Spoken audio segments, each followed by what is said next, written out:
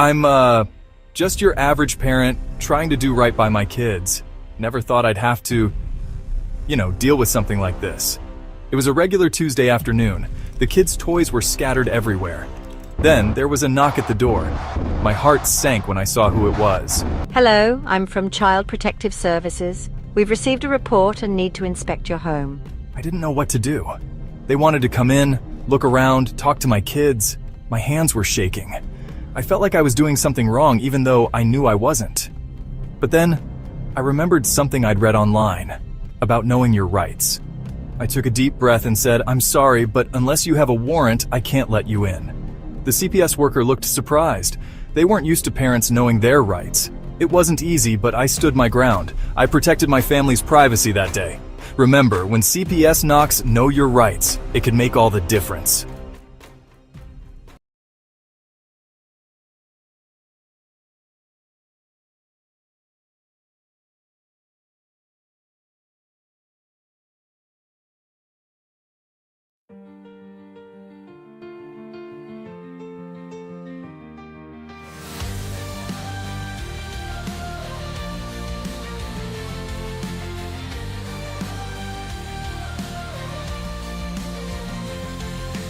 Brenda's husband locked away in chains. 15 years of struggle and pain. Kids taken away by a faceless form. She rises up in the darkest storm. Her voice touches hearts in a broken state. Podcast waves spark their fight and fate. Brenda's strength like a blazing fire. Inspire the lost to lift their desire. Brenda's cry echoes loud and clear. A warrior's heart, no room for fear. Stand up tall, let no one bring you down. In her voice, their freedom found. Government shadows, secrets untold. Brenda's story, fierce and bold. She helps others break their chains. Together they rise from the ashes of pain. Her husband waits behind iron bars, but Brenda knows they'll reach the stars. Oh, her love unyielding, a beacon bright in the silence of the night. Brenda's cry echoes loud and clear. A warrior's heart, no room for fear. Stand up tall, let no one bring you down. In her voice, their freedom found.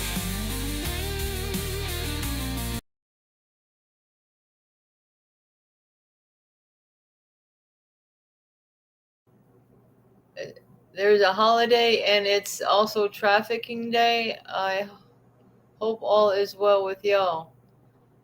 There is a holiday? What holiday? What is this? Middle of June? Ain't no holiday. Holiday. Yeah, well, I would have came on earlier, y'all, but I was taking a little nap. I had been working hard for a couple of days here, and I fell asleep. Woke up to a phone call about 8:30 my time. I don't know what time it is for you there, John, but I got a quarter to 12 here. So yeah, I've been going over some stuff with my husband's case, and kind of noticing how these people were coming out in Florida. I don't know if you've seen these recent things where they're supposedly saving all of these kids. These are false. Hey, wet plants. Curl you up in the night. Yeah, I am because I had a nap earlier. So now I'll probably be up late. Thanks for coming in. Appreciate it. Yeah, that's what I figured. Maybe catch some of you guys that are doing some late nights over there because a lot of times it's hard to sleep, normal hours when you got so much on your mind and everything else. Um, me and Danielle, we were going back and forth on what background we were going to use for this. We've been still working on it, and Darren made a nice one, and then I never did get to use it. And then I came up with the AI one with the superhero type thing, and that's what I think it's going to take is us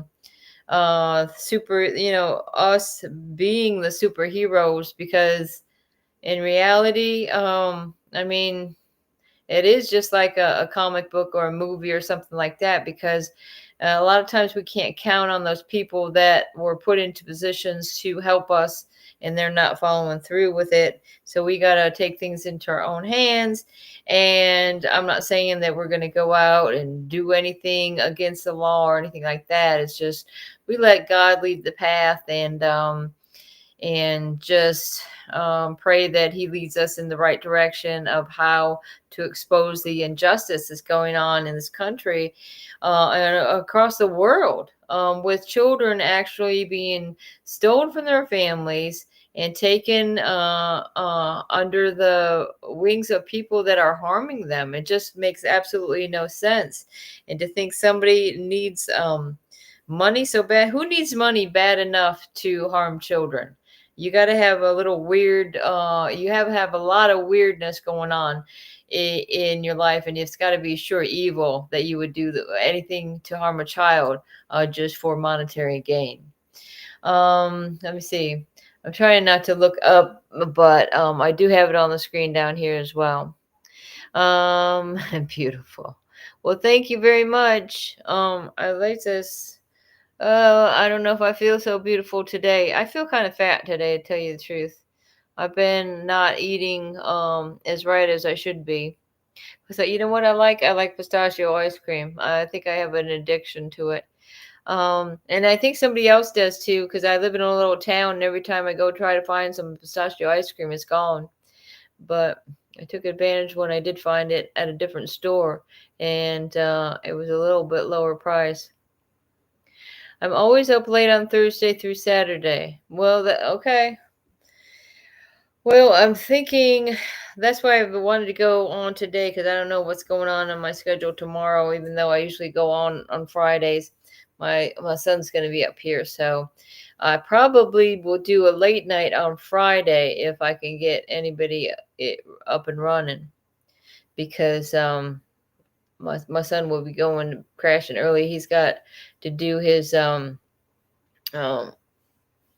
he's got to go work in the morning. He's working 12-hour shifts now, trying to keep up with the bills and everything like this. And I think this is the second time he's done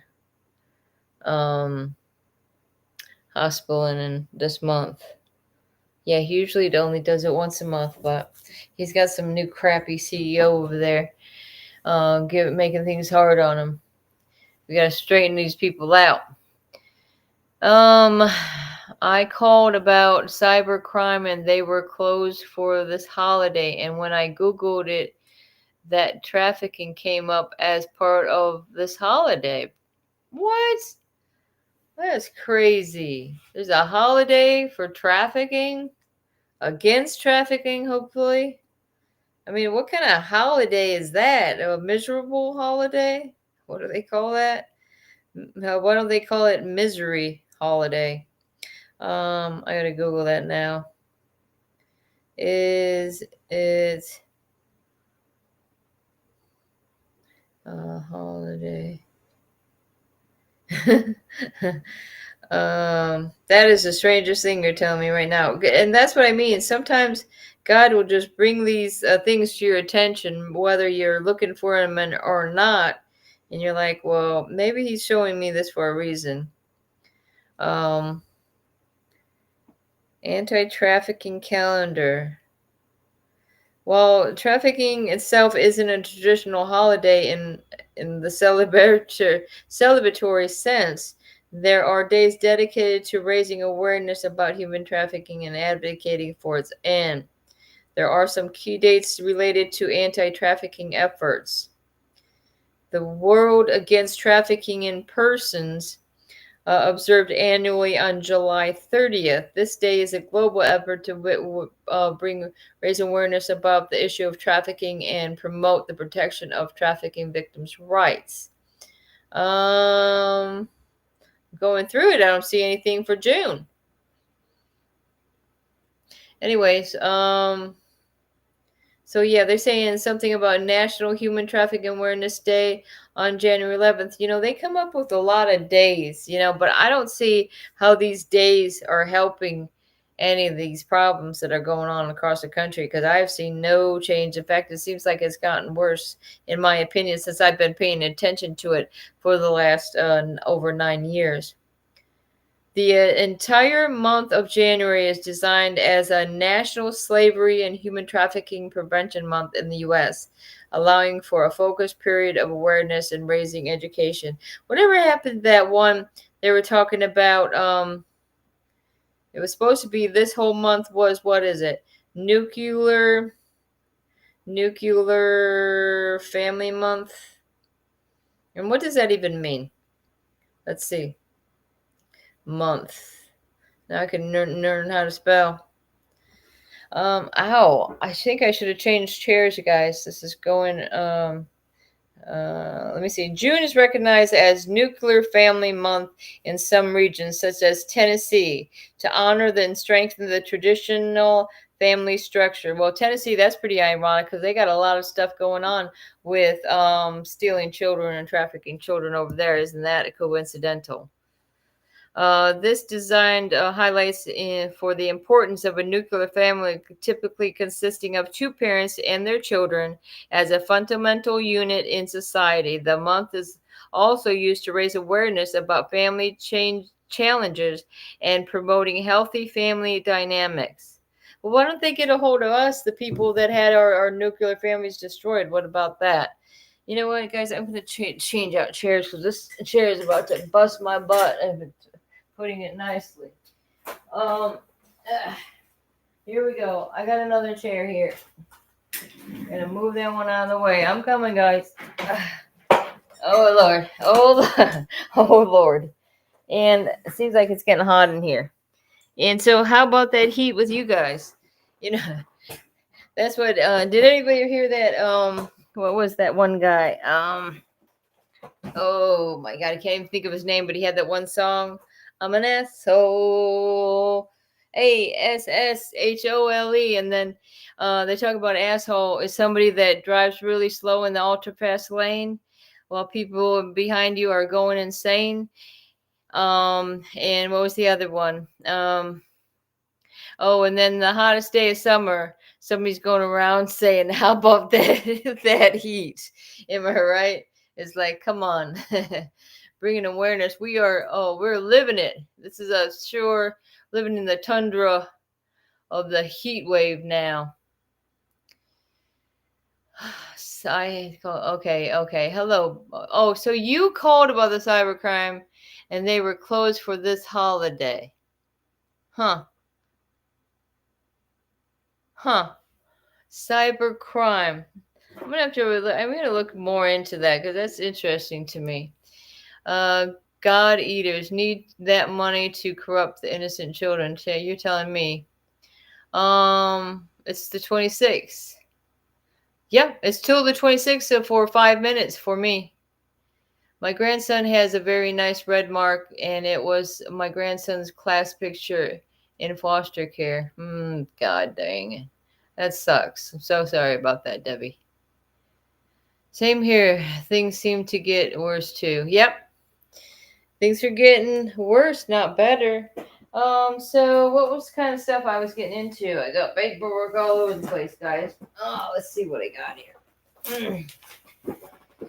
Sometimes I got to pull out, because I got too many darn notebooks, and then I have to go back and wonder, well, what notebook did I put that in? So, Sometimes I have like important notebooks that throughout the years. Now, what is that? I got this one here. This was an old one. This is where I keep track. This is after the kids were taken, and it doesn't have a cover on it anymore. But so it's a calendar as well, and I'd keep track right along with this as where my court dates were, and when we went to see the kids. Kept track of all that. I don't know what somebody named. Yep, and a lot of it's empty because I just got tired of keeping track of it. Yeah, and then it goes through. This was like, well, right around 2017. That was a year into the case already. So what is this? One note that I got in here is a good way to keep bugs away: mint, sage, and lemon balm. Yeah, I got some good mint growing over here right by my gate here that I planted, and usually I've had trouble growing anything in that particular spot, but it's doing really well. You need some of that. You need some of that bug away stuff. I know you do. I mean, these gnats and the mosquitoes are starting to get bad. It's because we had this wet weather and we got hot weather, and it's just a breeding ground for these damn mosquitoes. So yeah, I also have I have the cell phone number, I think, or maybe his house number of oh my god, there said she was gonna do it. There she is. There she I is. was just checking in real quick since I'm cooking. So, what's up, everybody? How y'all doing? Good What to is see your y'all. middle night cooking? What do you got? Spaghetti, my favorite. Oh, I'm craving spaghetti. I haven't had spaghetti in a long time, and sometimes I do that too. Or how I about wanted some spaghetti, so that's what. So I said, you know what? I'm gonna cook some spaghetti.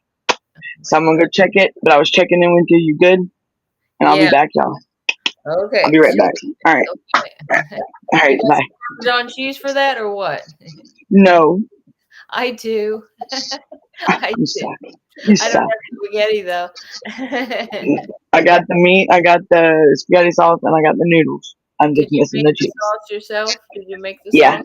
Yep. I like Yep. the sauce. How about Oh, you? look, I'm a sucker for Italian food. I love spaghetti now. You would Me think I was going to come out of spaghetti noodle. I Oh, love spaghetti.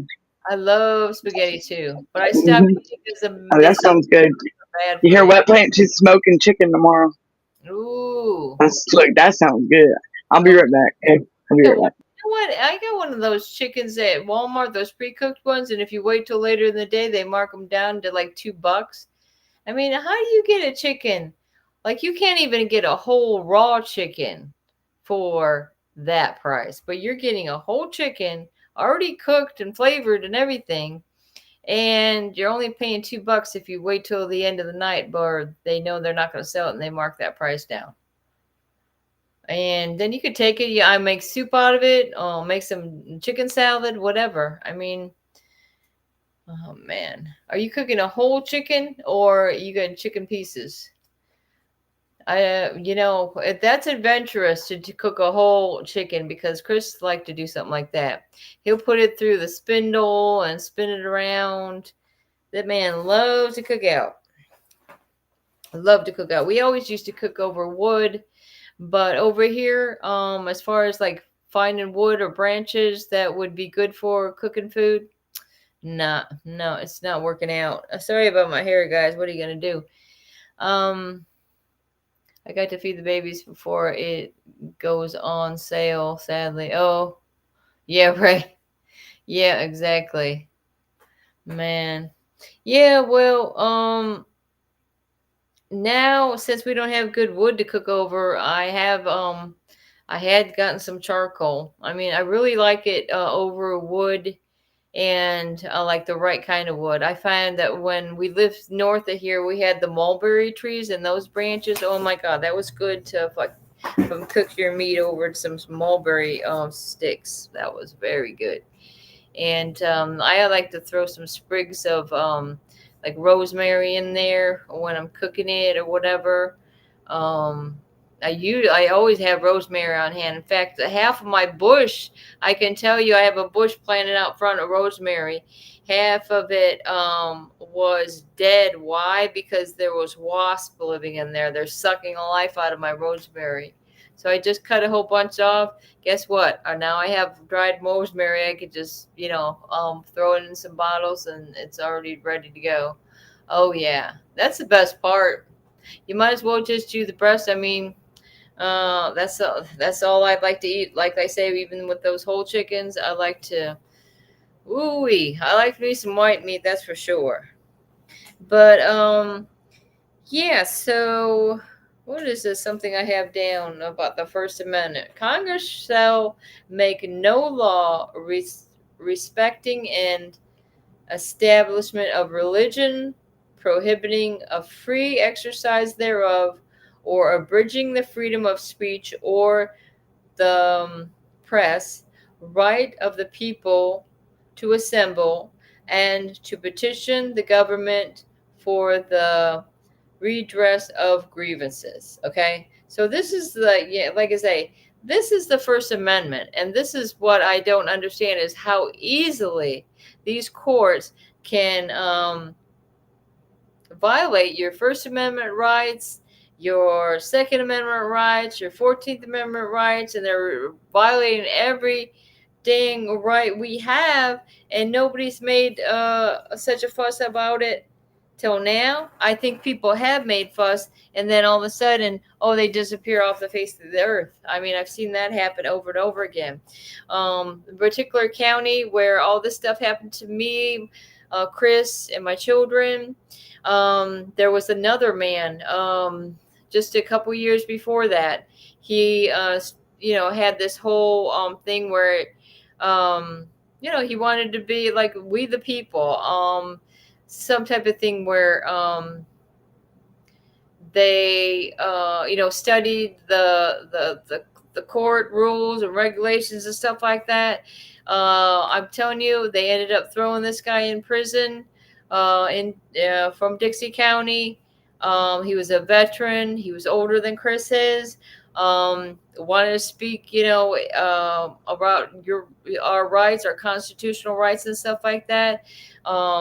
He stood up in a courtroom where it was called to court, the judge, even though there was like 3 to 4 witnesses. His name was Terry Trussell. You can check it out, Dixie County, Florida. There was witnesses that he was there present in the courtroom, and the judge there told him, I'm going to arrest you for attempt or what do they call it? Contempt of court for not being here today. So that's what the kind of court that we've have dealt with throughout all these years when we tried to, just move out of the state, even though I had no idea where my children might have ended up. I had provided them with our numbers and hoping one day that they would have the ability to get to a phone and use them. But nobody knows what, where, or when. There's people that know. People like Jason Katz, he knows where my kids are. That's why he wants to act a fool and keep, bullying and harassing us every step of the way, so that we go out of our mind and that we don't continue on our quest to save the children. And I won't back down. It's just like that song, that Tom Petty song. I won't back down. I think it's Canadian holiday here. Oh, yeah, that could be. Well, like I said, probably what I was looking up is just the United States stuff. I didn't even think about that as deciphering between the two. Dark meat makes me tired. Turkey will make you tired no matter what kind of meat it is. Boy, and you throw some sage in your turkey gravy, oh my God, you might as well say good night. Good night. I like to make some sage stuffing. Oh, man. I love me some turkey once in a while. We used to have it, I don't know how many times a year. I'd say we'd have it 8 times a year. Loving that turkey. I mean, it's good meat for you if you are a meat eater. I'm trying not to eat so much meat. I'm trying to stay. I can eat beans. I can get my protein in other ways. Sometimes, sometimes I get sick of the meat. And though, you know what? Since my son's going to be here tomorrow, I did get some. I got some steak. I seen some steak on sale over here, Super One. So that'll be a surprise for him. We'll have some steaks tomorrow night. Even though probably paid way too much, but what I was thinking on deciding whether or not to get these steaks. I'm like, if I went to a restaurant and had them cook my food for me, I'm going to be paying the same price as I can buy for these steaks, and I'll be ahead of the game because once in a while it's nice to have a nice steak. Ay ay ay. Um. Well, so what else did we want to get into? But I was talking about, looking through at some of my own stuff, and this Judge William Slaughter, he was the judge on our TPR trial only, that's termination of parental rights, and he had no idea what was going on. He was a retired judge. They brought him in, and I have his telephone number still, and I think they're still good. And even after my rights were terminated, this judge he's completely honest with me, and I got to give it to him. He was straightforward, okay, because he let me know that the reason that he called for the termination of my rights was because he had to go with what was in front of him. And these attorneys that were court appointed to us, I mean, they weren't giving them the stuff that they should have been giving them, you know? They didn't. And how are you going to throw somebody into a case like this that's been going on for a year and a half and has no idea? And it seems like the only person running the show is the Department of Children and Families. And then you have your court-appointed attorney in a courtroom whispering in your ear saying the judge isn't going to buy what that DCF attorney is saying. Well, it seems like they were buying it, because look where we ended up. Absolutely nowhere. But yeah, that was William Slaughter, and he's in Live Oak. But to me, he's probably another victim of these crimes that have been going on in the Third Circuit in Dixie County. So yeah, the other problem I have is with this guy that wants to, be somehow putting his nose into my business. How many years after my case is over? He's not even a CPS worker anymore. As far as I understand it, this Jason Katz, he used to be child protective investigator, okay, and then he started working for this Partnership for Strong Family, okay. So DCF, okay, it's the same damn thing. They're using the partnership, or what they want to throw this Partnership for Strong Families, make up some name that makes it seem some normalcy to what they're doing, because what it's really called is Devereaux. And a lot of these places are going, even though it is Devereaux, they're using other names to cover up the fact. And if you look closely enough on your paperwork, or somebody maybe hands you a little note in that office one day and you notice, hey, this says Devereaux on it. What the hell is Devereaux? It happens to be that where they're institutionalizing these children that have delays and everything else. And like what happened down in Pennsylvania with the Devereaux, and all that's when that Kids for Cash thing was going on. And that's what I don't understand. When that Kids for Cash, have anybody ever seen that tape of these attorneys talking where they were going to put their money they were getting off these kids? And they're the ones that came up with the name Kids for Cash. Okay. Well, what I'm wondering about them is and now I don't even know where I was going with that. But, anyways, so that's just lost my train of thought there, guys. Oh, but, that's what I'm getting back to this guy, and then now this Jason Katz, he, for some reason, is not happy enough that now my husband is imprisoned. He was trying to get me violated of my probation like 3 times. What is his business what we're doing now when we're living in Louisiana minding our own business? Okay, you already took my kids, okay, but you must have something to hide if you want to keep on keeping on with wondering what I'm doing and worried about who I'm calling, because all I'm doing is getting my court media and my FOIA requests, and that's what's stirring up the problems. Well, that's my God-given right to be able to get these things without any interference from this piece of crap, this goddamn piece of scum of the earth wants to continue to bully and harass my family after you've already taken half of my family away from me. Is now you're happy now that I'm sitting over here all by myself while my husband's being treated inhumanely in this prison? I bet you, things like that. You would just wonder, do they have like some kind of satanic parties about how they ruin people's lives? It's just disgusting, so disgusting. Well, what else, guys? We got anything else going on? I'm probably putting everybody to sleep over there. Is what's happening. Oh, look at this. This is a nice thing my son made.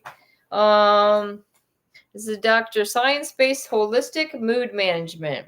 It has some breathing exercise, walking 30 to 60 minutes daily outside. Sun and plants help decrease stress hormones. Like he says, going out there, getting some sun, messing around with your plants outside. Distress with stretching or yoga for 15 minutes daily, 1 to 2 minutes per session. Exercise movement helps to decrease stress and hormones that build up in the body. Tense up relax exercises for 5 to 10 minutes. You tense up your muscles for 5 seconds and then release and repeat. Recommended to find a therapist that practices in CBT, which is cognitive behavioral therapy, or self-learned CBT method. So this is something my son made, and it's like, look at it, it shows the little exercises and stuff. And these are different things you can do to keep keep active. That's what they keep saying. Yoga poses that melt away stress is what it says. Also consider an online therapy, something called BetterHelp app by Dr. David Burns, science-supported method to treat anxiety and depression. So it helps you feel good. And who doesn't want to feel good these days? Come on. What, Danielle popped in and out? Did she eat her spaghetti yet? She letting it cool off? I got your Parmesan cheese right over here. Damn, I've been thinking about making some sauce myself. So what is this I got in front of me here? It's Section 242, okay? It's 18 U.S.C. 242 is applied, and 241 applied as a matter of law. It was adopted as a codification of prior law in the 1874 during the period of Reconstruction in the aftermath of the Civil War. It criminalizes without further definition, willful deprivations of any rights protected by the Constitution, committed by any other person under the color of law. United States versus Lenar, 1996, and in 1945, in 325 U.S. 91, the Supreme Court in the United States versus Whitberger, 18 U.S. 76, 93 through 94, 1820, the court held no matter how outrageous a defendant's conduct may be, he has to be charged with the appropriate offense created by federal law. Court may not create or extend criminal law by using a common law process of interpretation. I like cheddar. You like cheddar on your spaghetti. But are you melting that on there, and isn't it getting stringy? Because that's what I find when I use cheddar and have it melt on. All I can know, if I give it to my son, he's gonna have that cheese all strings all in his beard. But I do like, oh my gosh, I love, how about a grilled cheese, man? Yeah, oh my God, it's been a minute since I had some grilled cheese. You know, when they threw me in prison and I ended up having to work in like slave labor in the kitchen up over there, ended up, yeah, that was another episode I had of passing out. But besides that, it did have benefits of working in the kitchen. Once in a while, all the inmates that work there towards the end of the day before we closed up, we'd make grilled cheese sandwiches, and oh my God, you know, that tasted so good. To us after eating, you know, crap for years and years. And this one girl knew that I liked the onions. And did anybody ever have a grilled cheese sandwich and put like sliced up onions on it and dip it in some tomato soup? I love that. That is one of my favorite things. I don't know why I like onions on there. My husband wouldn't like onion on it because it's going to be him that onion flies out of a sandwich and burn his lip. And that'll be the last of time he'll ever try to eat. Oh, my Lord. Let me see. Boop, boop, boop, boop. Oh, okay. So this tells you a little bit about that. In 2014, the U.S. Attorney filed criminal indictments under 18 U.S.C. 242 against judges for violating the civil rights of children. Hey, what are you doing? You're gonna make yourself little. Oh my goodness.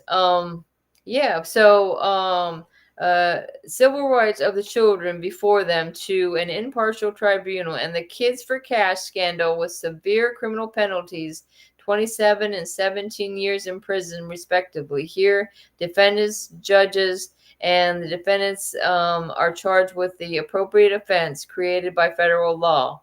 And again, that's 18 USC 242 and 241 for violation of these rights, and more impartial tribunals recognized by the U.S. Supreme Court in 1923 in the Meyer, I'm not sure how you say that, Meyer case.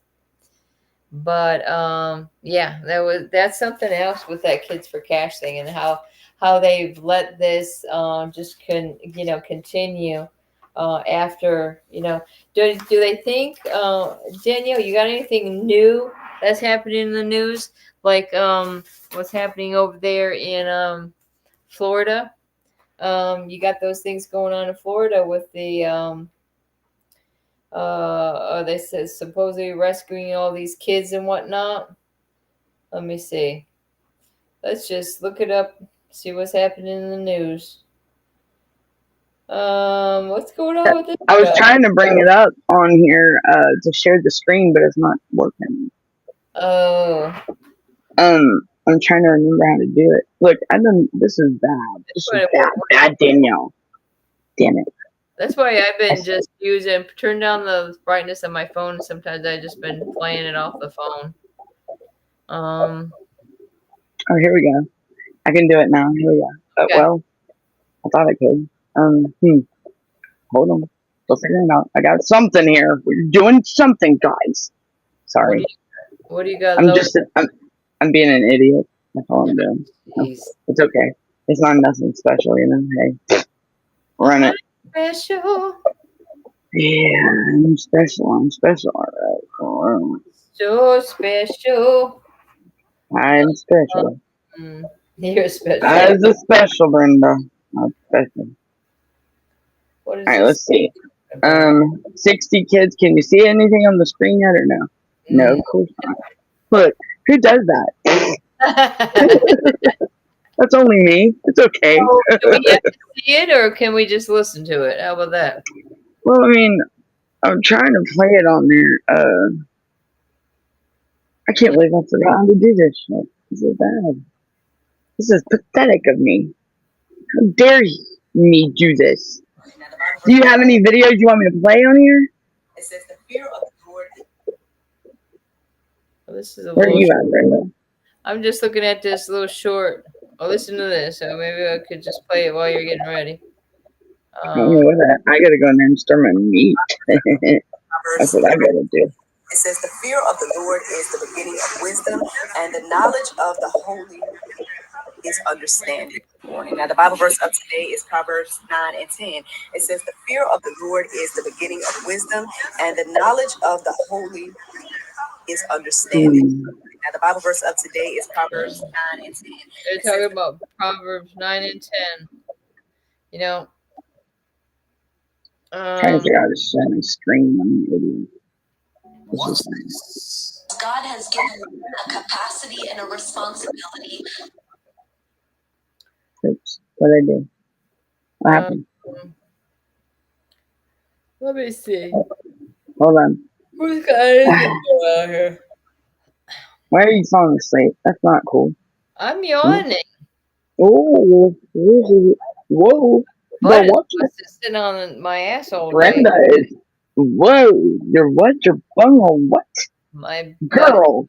My butt is busted. No, ma'am. There will be none of that, ma'am. I can't do it. I don't know what the hell I'm doing. That's what it is. If I sit too much, then like the leg that meets up to my butt, that really gives me a lot of pain if I sit on my butt too much. You can't do that. Are you sitting on your butt too much, Brenda? Sick of the scams. What is this? 1 hour ago. Let me see what this is. Oh no. What the hell was that? That was a door squeaking. Some commercial. Who's coming in your door, Brenda? Oh, they're Children are starving to death because of Israel's What is it? blockades. Yeah, starving to death.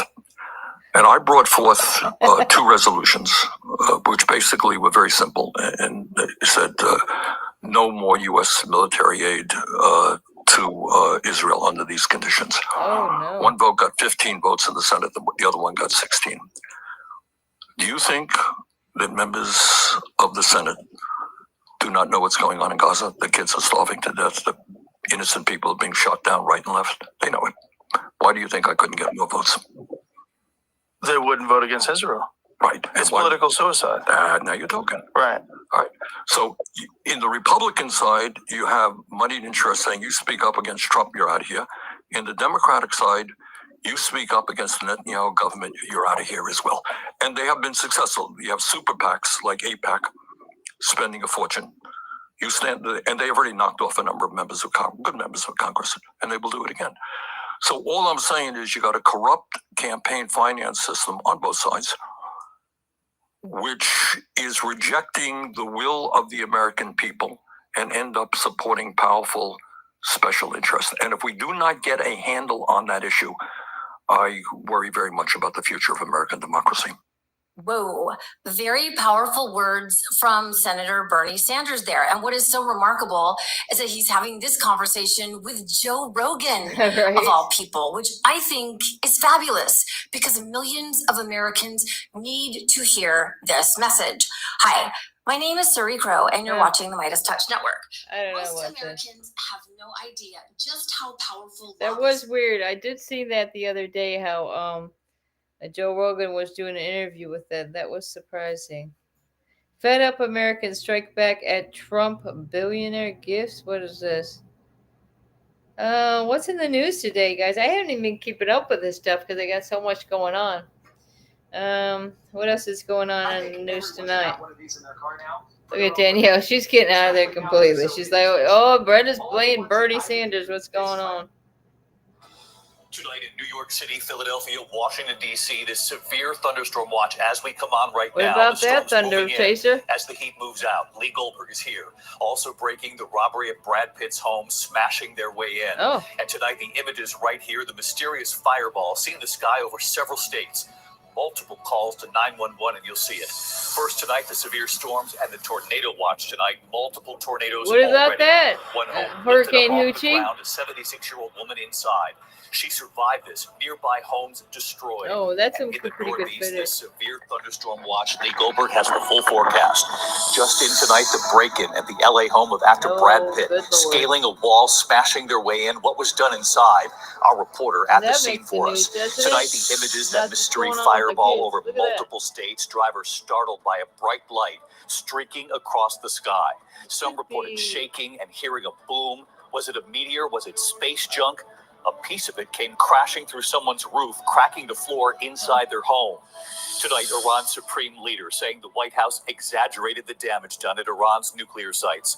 Tonight, the Pentagon with new findings here and revealing they'd been studying this plan of a possible strike on Iran for 15 years, saying what's going on?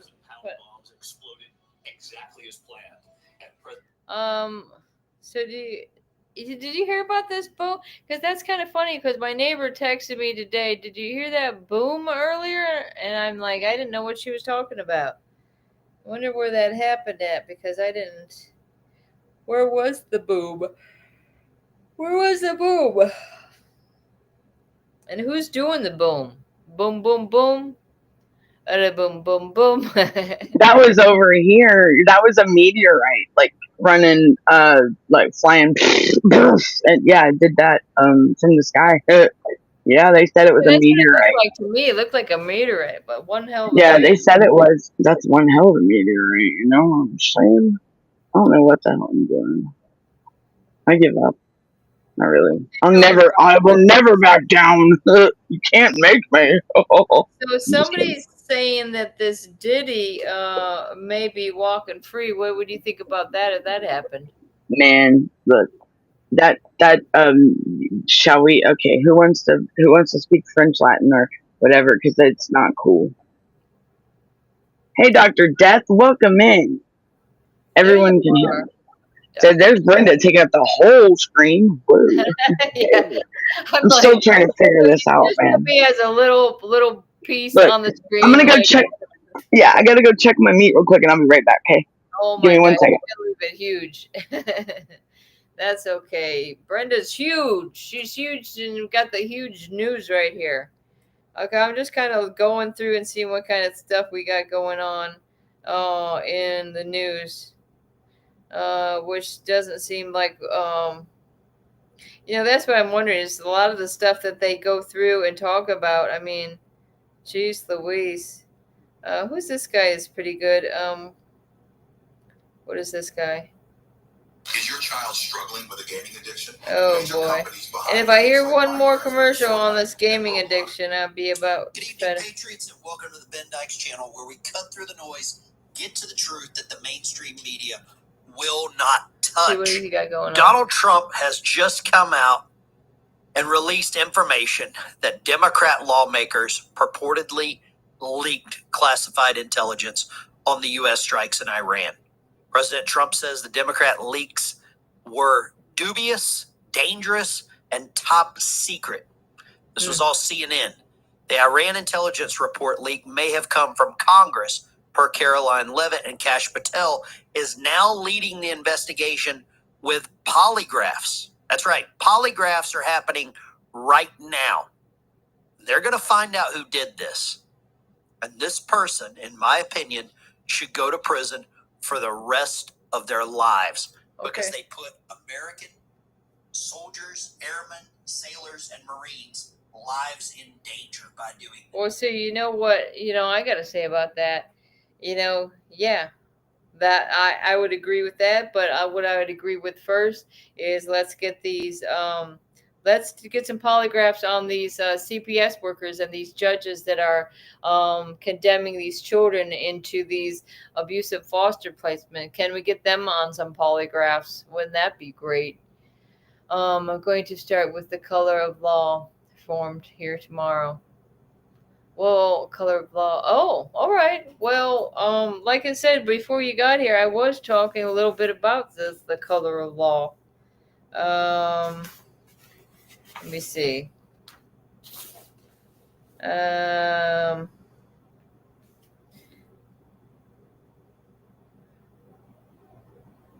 what we're talking about, is possibly, the U.S. attorneys it would be great if we could just get these U.S. attorneys to indict these numerous judges and court-appointed lawyers in all of these states across the country, especially, we did extensive research on Florida, Georgia, Tennessee, Texas, extensive research in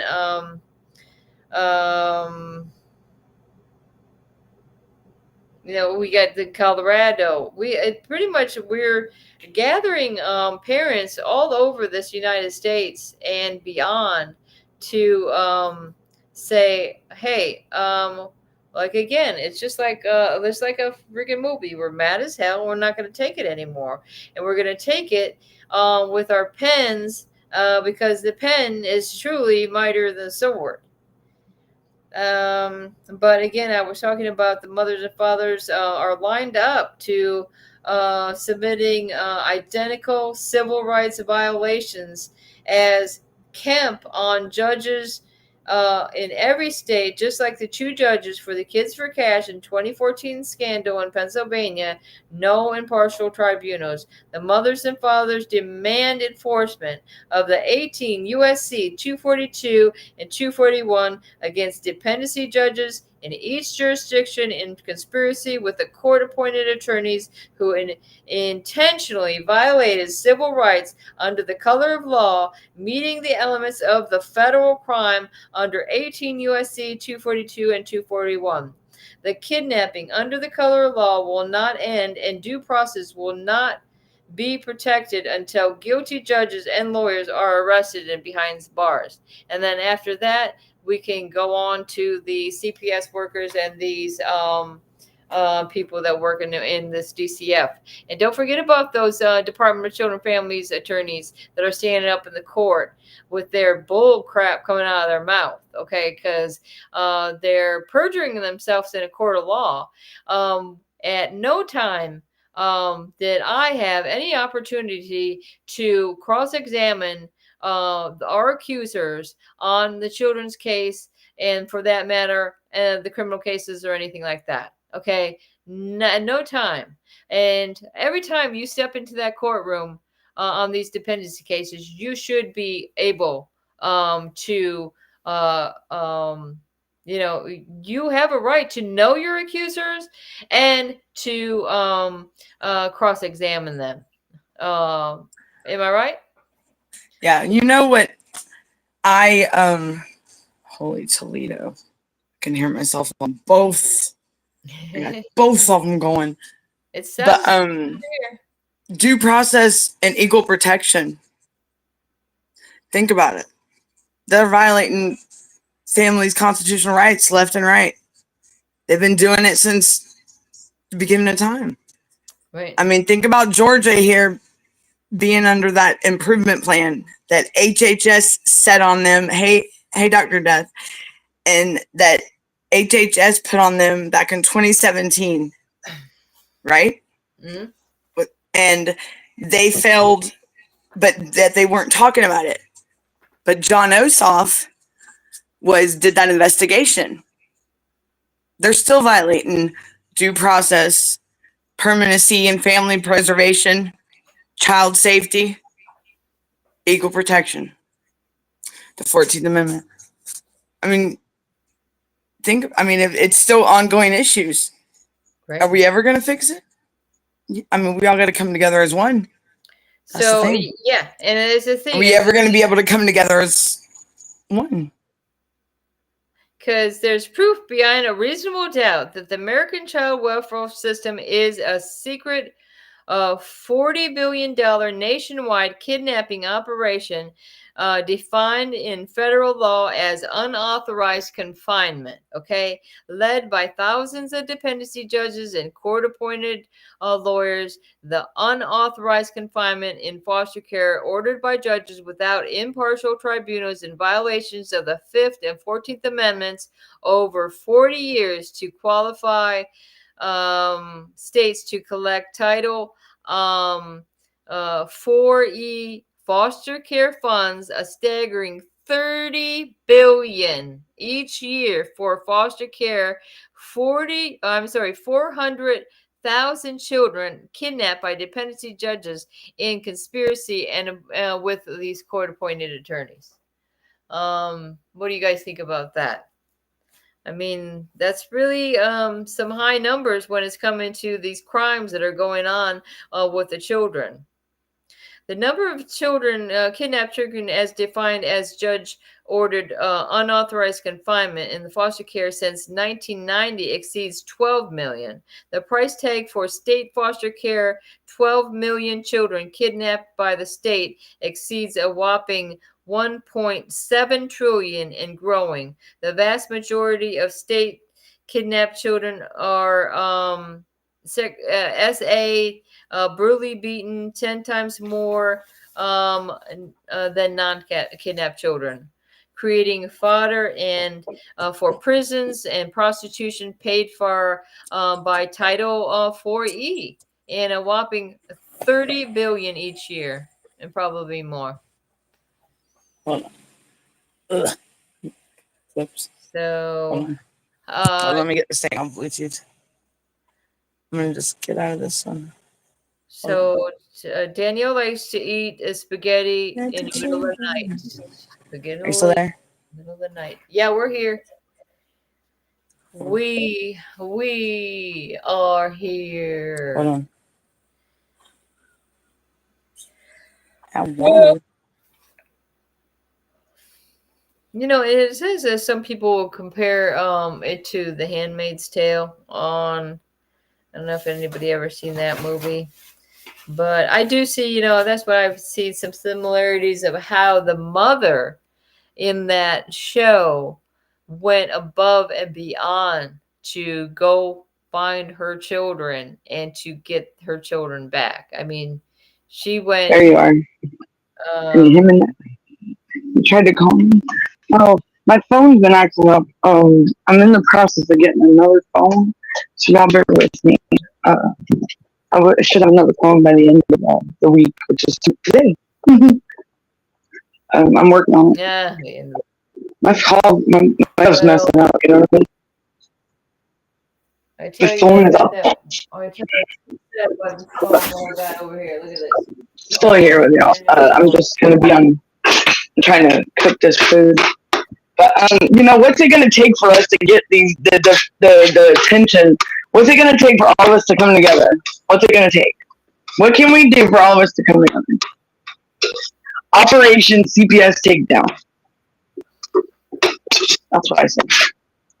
You know, it's not like we're going to go, like, no, like, stealth mode. You know what I mean? Like, hey! We're not going to be like, no major hate. That might be what it takes.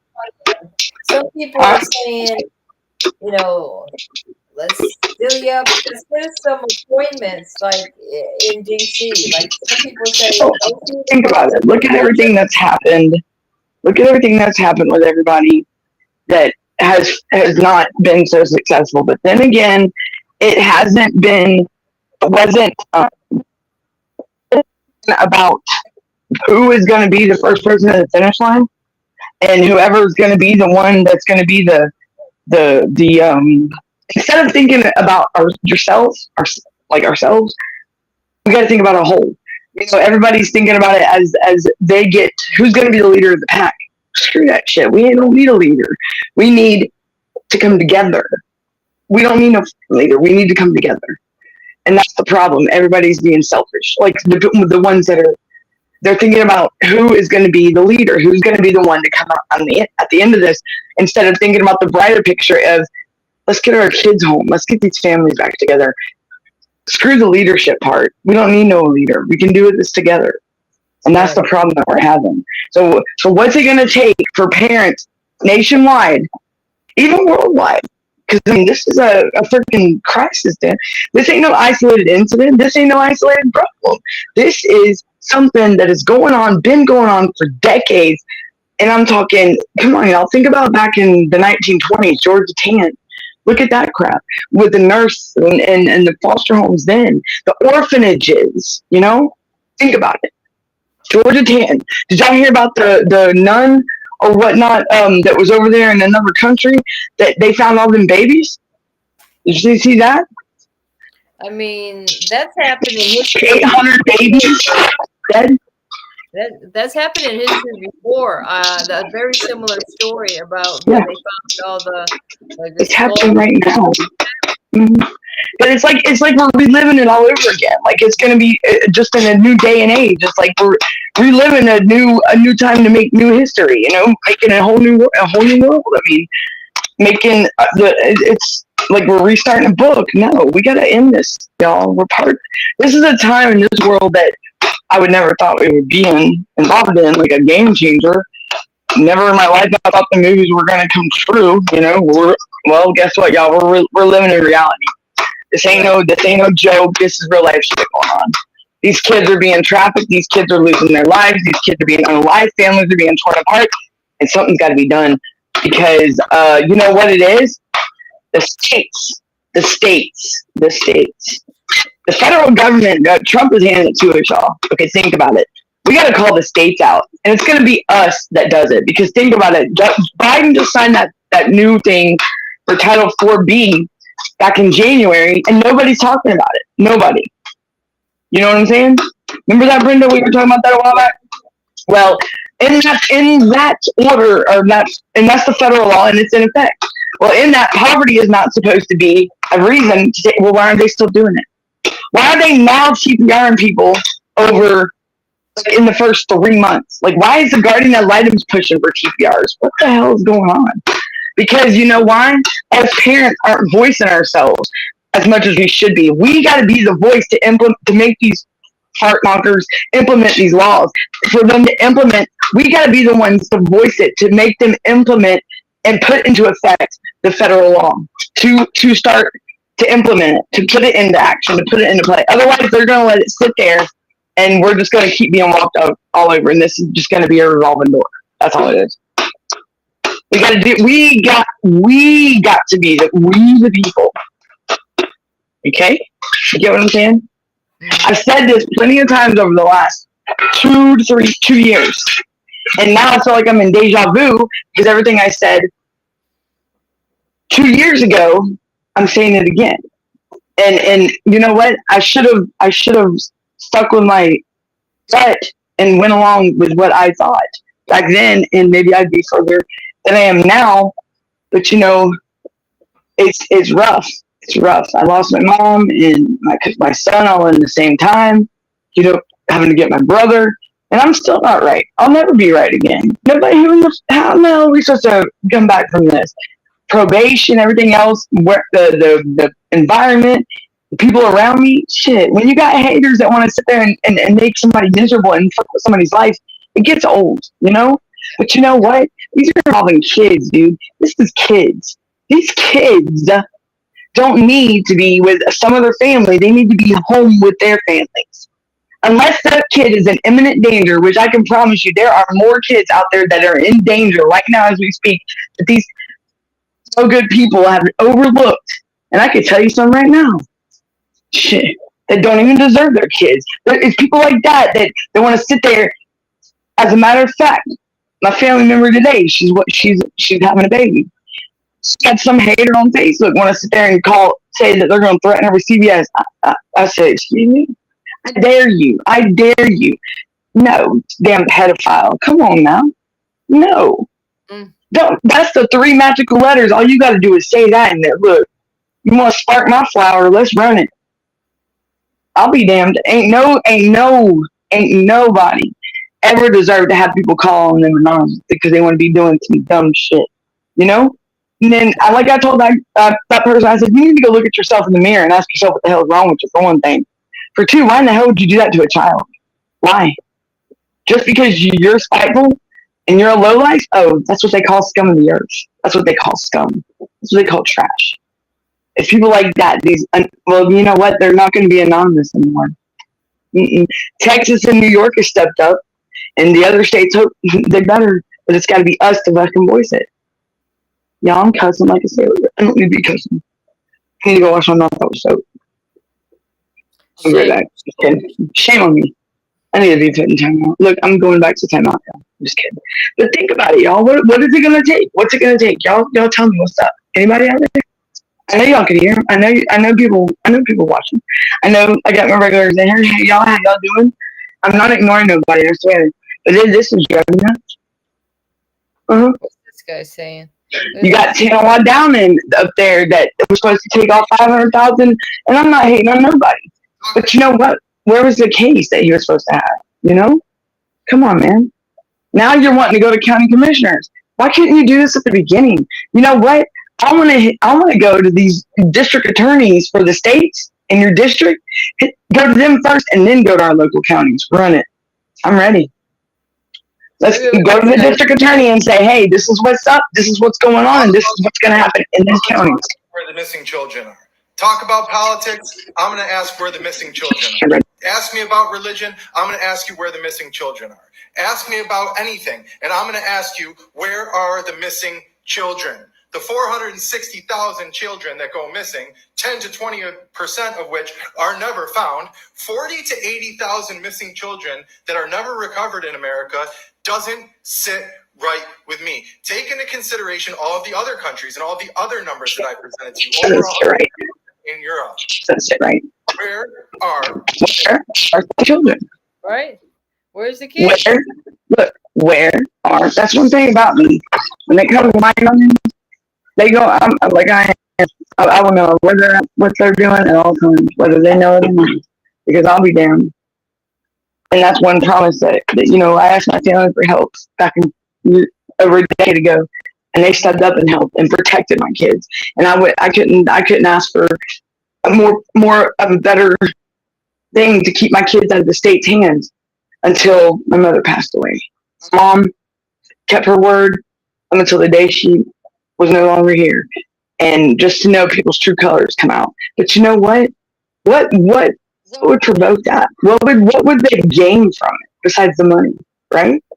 This is our own families, our own people, the people that we thought we were close to. No. Why? What the hell is wrong with people? What the hell is wrong with the world nowadays? What the hell is wrong with everyone? Why aren't people stepping up and voicing themselves like we should be? I can do it. You can do it. Our little group can do it. But guess what? We got 50 states. We got 400,000 kids nationwide, and then you got kids worldwide. How many kids are missing still? How many kids are missing still? And how many kids are they still trafficking now? How many kids are they trying to still take? How many kids are still missing, and how many are unknown of where they're at? Where are these kids' whereabouts? How many kids are still, they're finding kids left and right, man. Florida, how many did they find? Tampa Bay, they found 60. Come on now. These kids are right. They could be your neighbors going on with these underground sex trafficking rings. Come on, y'all, think about it. Right here in my hometown, right here in the city next to me, I was almost caught up in a sex trafficking ring with a wrestler, a WCW. He got fired and named Hardbody Harrison, and kind of find out this guy is in prison now for life for running a sex trafficking ring, and I never knew it.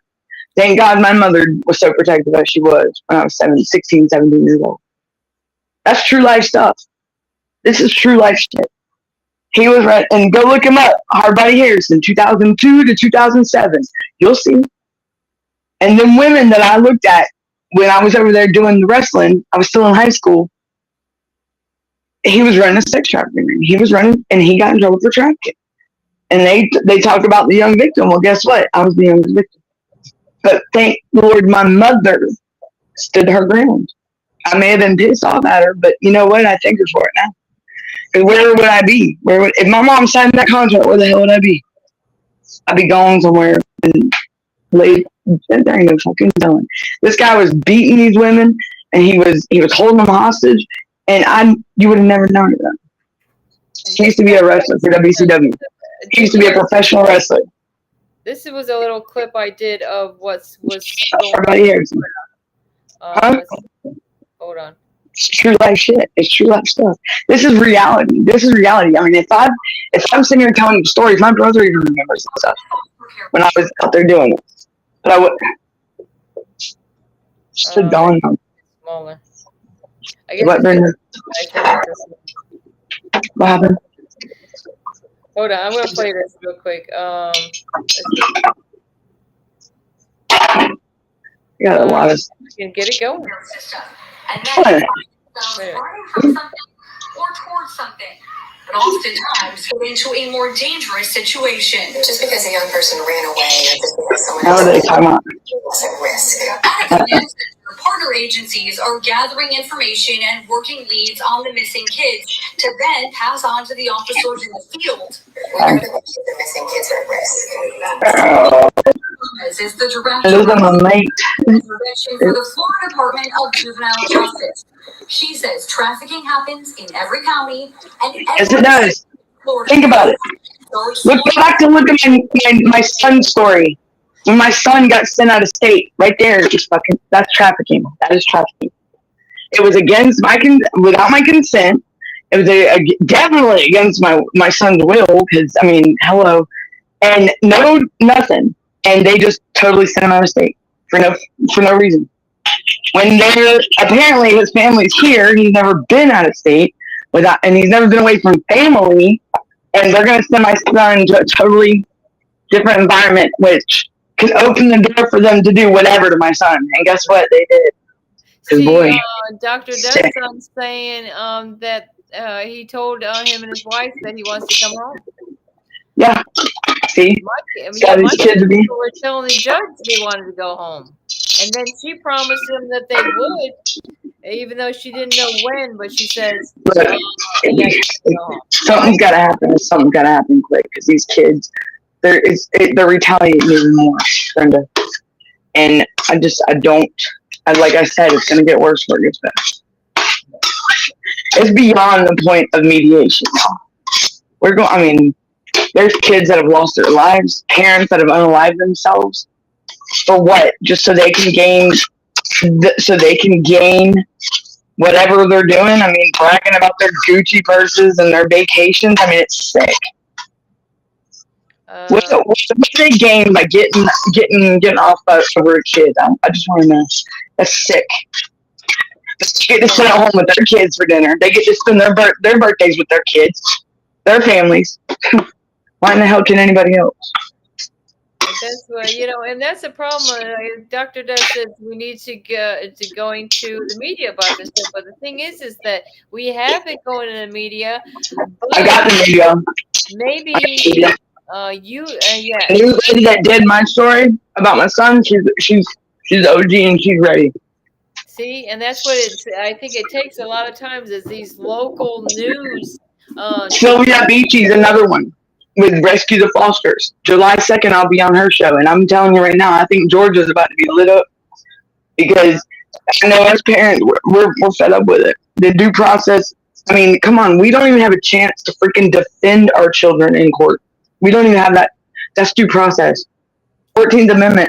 Hello, everybody's got rights. You got rights. You ain't TPR. You have, and you got a First Amendment. That's your God-given rights. Your freedoms. Hello.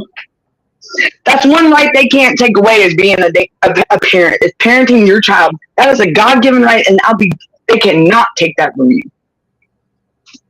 And the thing is, when is everybody going to step up? When is everybody going to step up and shout out? Because that's all we're waiting for. Right, Brenda? Yeah, I'll be here. I just got it. So I mean, y'all hear me, everybody? I mean, I'm looking at the comments. I'm trying to cook this. I hear y'all. I see you. Needs to start going out to social media. That's why this platform's here, so we can get this out. People want to share their stories and everything. But my thing is it's coming to a boil, y'all. It's coming to a head. Something's about to happen, and I can feel it. And I don't know what. I can't say what or when or what, how it was going to be good or bad. I just know something is. I have a feeling. I want to say I hope it's really good. You know how these people are. Yeah, and it seems like more than just you is thinking the same thing. It's like we feel people should get off their high horses and act and stop wanting to be the leader of the pack, and we all gotta do it together. It's just that's what the answer is. That's what we gotta do. We got to come together as one at one time, one day, at the same time. Call these and nationwide, even worldwide. Right. Is it going to be able to be? Is it possible? Go, Tina, go, baby, go. Go, I'll feed you that. Go. You done ate. Oh, let me get some water. Oh, poor doggy. That's the thing. I mean, y'all think it's ever going to be possible? Right. Because I ain't scared of the haters. That's one thing I ain't scared of is the haters. I don't give a crap about the haters. They're my motivators. And how many of them tried to stop me for the last 2, 3, 10 years? Okay, bring it. Anybody else? Line up. Join the show. You know what I'm saying? Right. Right. The thing is, if you want to step in the way of someone bringing the fight for children, you messed up. You messed up full anyway. You're wrong for what you do. And you know what? Days, because evil people, it's not going to last forever. You know? I was always told God don't like ugly. That's true. So, I mean, if the parent hasn't done nothing wrong, and that child's not in imminent danger, it's not like I've seen parents, some of these moms, they put their child in danger by going behind the wheel drunk and driving with that child and getting an accident. That is danger. That is danger.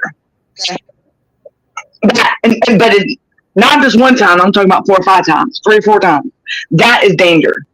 When you put not only the other people in the streets, but you put your own child at risk, that's danger. That right there is a no-no. That's uncalled for. But yet they still run their kids, you know. But yet you got us over here like Dr. Death and them. They say the excuse for what they're doing this to you, Dr. Death. What was it again?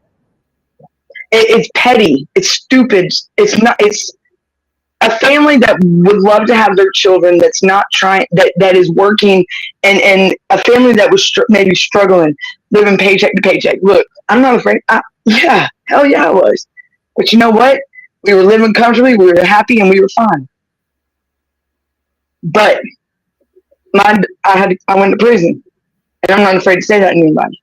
But you know what? I had to think about my kids' safety, security, and make sure they stayed out of the state's hands. And I thank my family every day for stepping up, you know? Because where would my kids be? I had to think longevity, though. Where would my kids be? Where would my kids be? And when I got out, and 6 months later, I went back up in jail, you know? They'd be in CPS care, right? So I had to think long term. My prison sentence, my probation sentence was over a decade, okay? So that's a long time. So my kids up until they were 18, but I always had my rights and I was always in their life. And that's where, you know, I had to think about my children. I couldn't be selfish, and I couldn't think about myself and what I wanted. I had to think about what they deserved and what they needed and what they damn well deserved to have. But a safe and stable life, something I couldn't provide at the time, and I was going to prison for a while, you know? You can't, I would think that would be the good thing to do for a child, right? Their safety, security, and stability. Mm-hmm. It ain't right for me to get out of prison and go pick up my children and say, hey, come on, let's go, and drag them around with me while I'm trying to build my foundation again. That's wrong. That's selfish of me. That is cruel, you know? You can't do that to a child. And then they want to sit here and dock you for it. You know what I mean? I'm just ranting, y'all. Y'all tell me to shut up. Y'all sound embarrassed. I don't know what you guys say. Y'all send the federal courts to define what is neglect. Neglect. They did in the new thing. I believe so, didn't they, Brenda? They did in the new thing. That new bill with that Biden signed. I could have swore they did. Hold on, I'm making a mess. Hold on. Jeez Louise. I'm throwing the pots and pans around. Sorry, Ma. I just wondered if you heard about this, Danielle. Listen to this. 145 people. What the hell's going on over there? I'm filling the swimming pool now. I'm ready to go swimming at 3 or 4 o'clock in the morning. Might as well, shut. Listen to this, Danielle. 145 people reportedly were pricked in a syringe attack at a music festival. No, are you serious? Athena, what are you doing? That was in France. But isn't that crazy? Are you serious? Is that right? It's true. It happened 2 days ago. Son, tell me about it. No, just YouTube. So you mean to tell me that they did what? Somebody went around pricking people with a syringe. Pricking people with a syringe. At a music festival. Wow. Syringe attack. Where was that at? In France. Oh. Boy, I don't know what's pricking people, huh? So instead of poking, they were pricking. Wow. That's just asking for trouble. And what they do to the person? Because that's bad. That's like, I mean, what if they had to have like something that is spreadable? Like, you know, it can spread easily by switching out, so I don't know, bodily fluids or something. It says, did you ever hear something called Little Boy Blue, BLU? The Monsters and the Little Boy Blue, the worst Arkansas cases. So, The worst what? Arkansas. What is this about? Let me see. See if I can turn this up. About the year is one of the worst cases involving children but be warned, it's going to get very hard to hear the details of this real-life nightmare. Well, that's another nightmare. See, there's nightmares all over the place, no matter where you turn your head now. I guess there was a White House briefing about 12 hours ago. I don't even know what that was about. What? White House briefing. Did you hear about that? I don't know what they're talking about. What is this? The big protest? They're having a big. If you have children in your life, I want you to check out this new book titled The Big Beaver Protest. Who? The Big Beaver Protest? The Big Beaver Protest? Yeah, I don't know. That sounds like something scary. Talking about. It's the second scary. Orange Eagle series, and it's written by. I like to have a copy of the bill that Biden signed. I got you, Dr. Death. I will. It's as a matter of fact, I think it was SB1. No, it wasn't SB104. I will get it for you, Brenda. Didn't we write that down? It's strengthening. Wait, it's what was it? It was protecting children and strengthening families. But it had to do with Social Security, the 4B, the Title 4B. That's where it would, right, Brenda? It was $75 million came extra with the funding. And there was like, I got it wrote down, but I'll let Brenda finish what she's saying. And I got you. I'll get it for you. Yeah, I got you. Because Brenda, didn't we find out that is one that did not get, one of the executive orders that did not get, like, turned around by Trump when he went in office? Like, that's one that was left to be put. Okay, so yeah. And they said that was the first reform that happened in 15 years with the child welfare.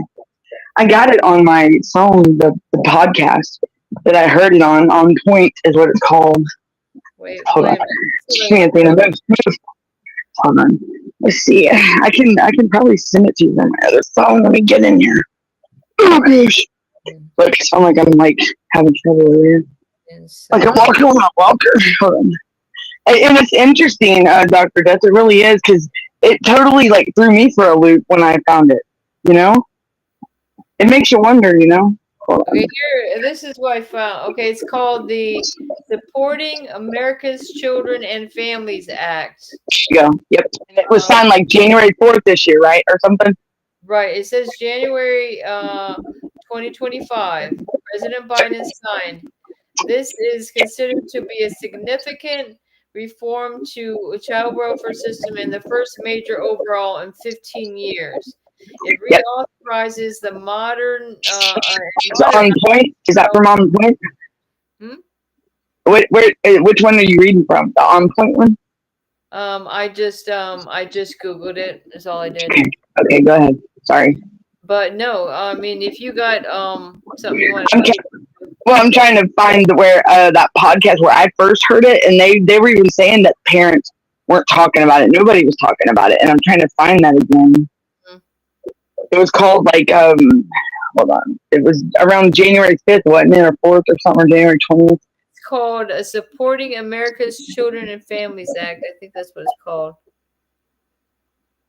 A key provisions to the act reauthorizes and modernizes child welfare programs, increases funding, supports tribes, focuses on prevention, strengthens support for kin, addresses crisis. Here we go. Hold on. I found it. I just gotta play it. So. Support for this podcast comes from Can y'all hear it? A podcast from BU Question School of Business. What is short-termism? Is it a buzzword or something that really impacts businesses and the economy? Stick around until the end of this podcast. News, President Biden would have held a signing ceremony at the Oval Office. And every news outlet from CNN, Fox, MSNBC, NPR would have run a story on it. But none of that happened. President Biden had no glitzy signing ceremony. In fact, the reform was signed quietly on a Saturday. And no major news outlet ran even the slightest stories on this bill's passage. If you try Googling federal... Look, I'm going to send you this, and you can play it from your phone, right? It's my food. Let me send you this. But y'all, it's called A New Chapter in America's Child Welfare System. And this is On Point, and it's an On Point podcast. And this was January 20th, 21st, 2025, okay? But let me send this to you, Brenda. And you can play it. Let's see. How the heck? Here we go. Want me to send it on Messenger? Whatever you want. Yeah, Messenger. Try to see if you get it on Messenger first. And then I'll send it text too. Okay, I see it. Yeah, I think you can play it better than I can. Okay. Make sure let me know if you got it, and I'll shut up. But okay. it's. Why don't you shut up, Danielle? I'm going to shut up. I will. Okay, let's see. I'm going to be quiet now. Okay. Okay. Continue.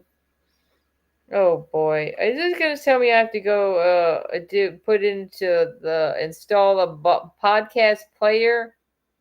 I don't want to do that. Let me see. Why would it make me do that? I don't want to do that.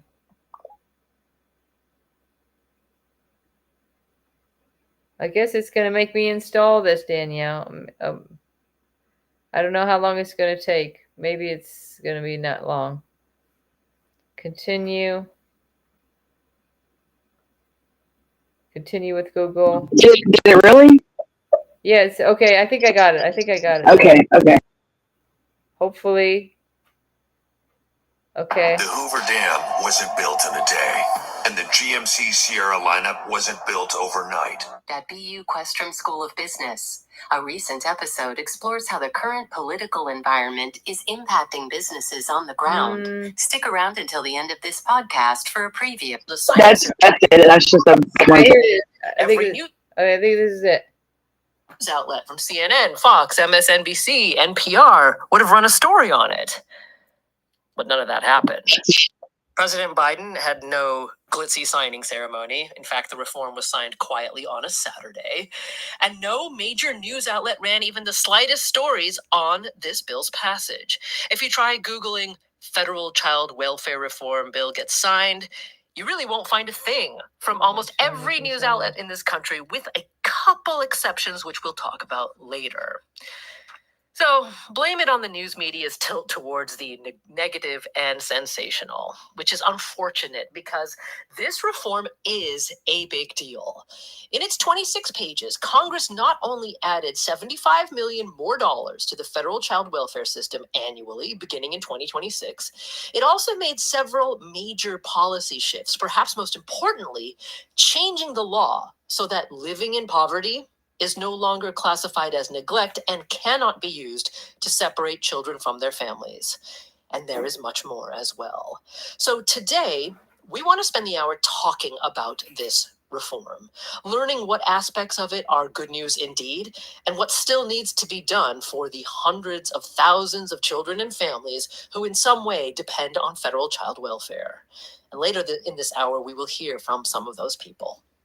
Well, let's start with Zach Laris. He's the founder and executive director at Bolder Horizons, a nonprofit that's focused on child welfare policy and advocacy. And he joins us from Springfield, Virginia. Zach, welcome to On Point. Thanks so much for having me, Meghna.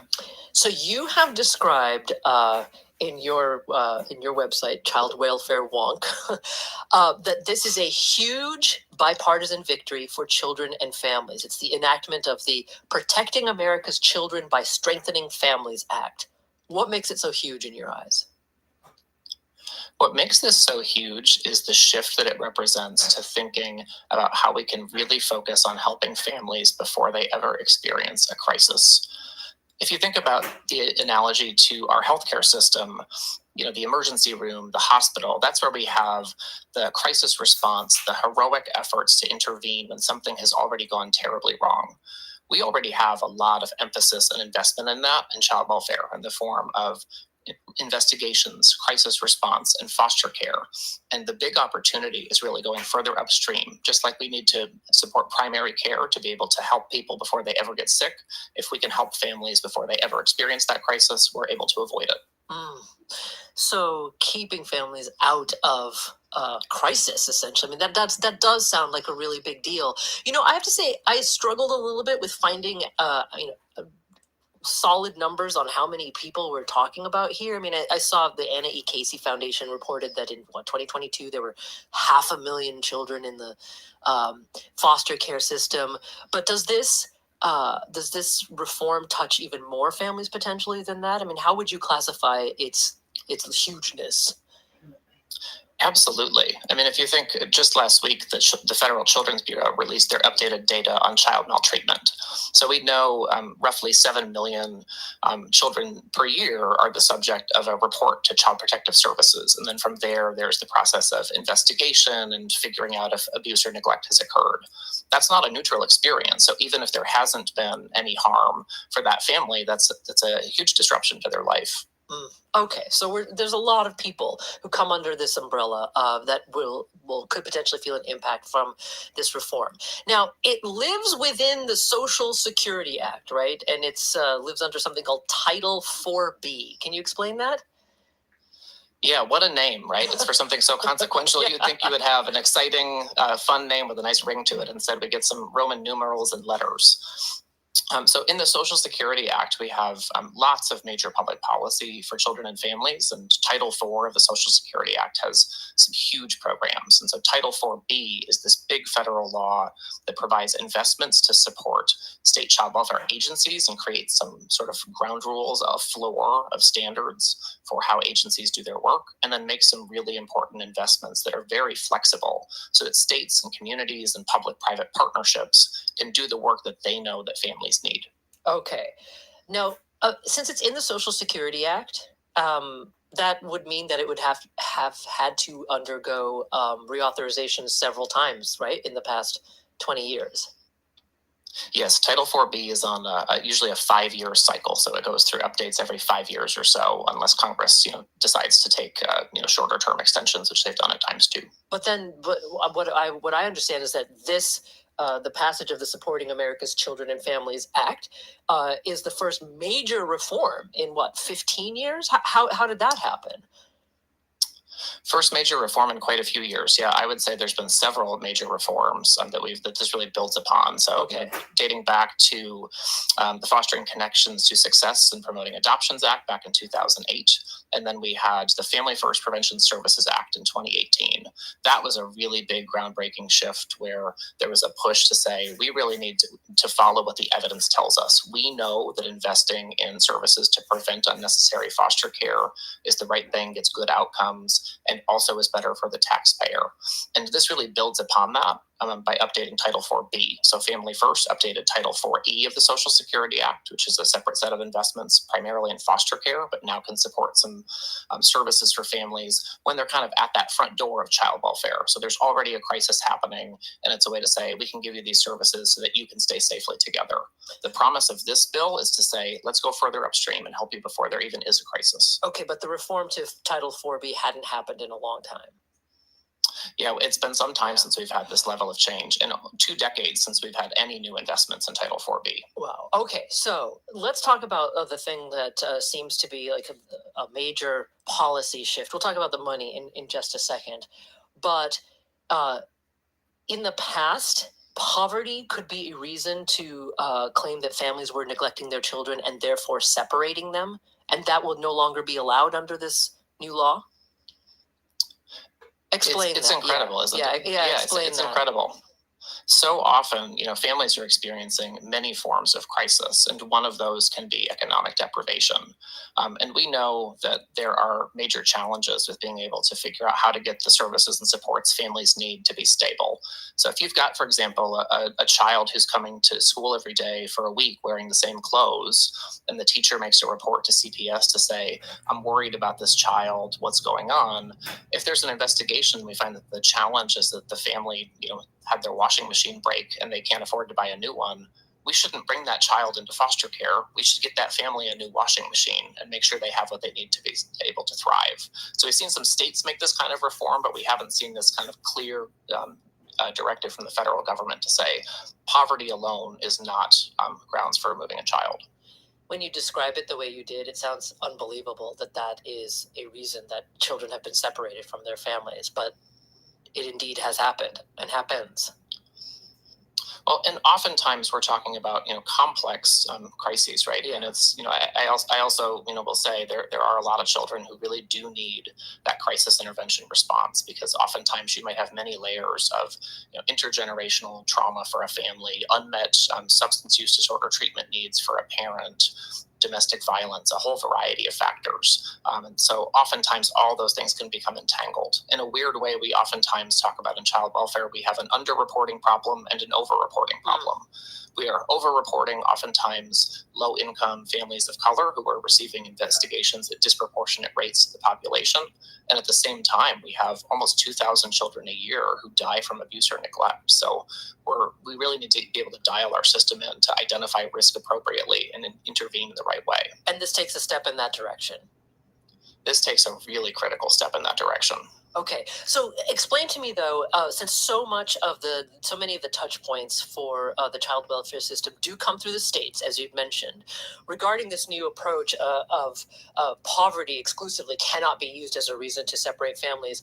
How is the federal government setting that standard? I mean, what levers are they using to get that message to the states? Yeah, so the blunt tool that the federal government often is able to use is conditioning the receipt of federal funds on meeting certain standards. So under this program, for example, states every 5 years have a plan that they send to the federal government that outlines everything that they'll be doing and gives the assurances that they have the right rules and regs and requirements on the books. And so this is one of those many things that will be required to be able to demonstrate to the feds when you receive this funding that you're following these rules. Okay, I see. So then, speaking of funding, there is $75 million more annually that comes with this bill into the federal program regarding child abuse and neglect, or combating that. That seems to be, I mean, in comparison to the defense budget, which is my favorite thing to compare everything to, it seems like literally a drop in an ocean. But how much of a difference would $75 million additional dollars make? It's a critical step forward. I mean, we're certainly in no danger of accidentally overfunding the child welfare system anytime soon in this country. But we do know that these investments will go a long way toward really helping provide states and tribes the funds that they need to be able to do this important work. And the really critical thing here is that this is a permanent increase in the funding. So going forward, even in future reauthorizations, this is now the floor below which the funding will not go. Ah, okay. Now we have about a minute before we have to take our first break, Zach. This passed with bipartisan support in Congress. And in fact, I mean, how would you describe the kind of across the aisle support that this reform received? Overwhelming. The level of bipartisan support and enthusiasm is astounding. This passed the House 405 to 10. It passed the Senate on a unanimous consent vote. Those are renaming a post office type vote levels. You would think that there was really nothing consequential happening here, and yet we have this major step forward. And it's a testament to the bipartisan leadership of so many in Congress that are doing this important work. Well, we do hope later this hour to hear from one of the representatives that was key in making this new Supporting America's Children and Families Act into law. We hope to hear from him. And later on, we're going to hear from some people who will be feeling the impact of these changes. So, Zach, hang on for just a second. There's a lot more to discuss on what's coming in. Okay, so what they were saying was it was 405 to 10 in Congress. I mean, those are some pretty big numbers. My nose is running now. But, I mean, that was diving in deep. I mean, we've only went into that 12 or 13 minutes. Yeah, it seems like they're going to do some more in depth, but maybe we could do that on another show as continue that on. Because we've been rolling for a while. I don't know if Danielle is still in the house, but I think we're going to end it here.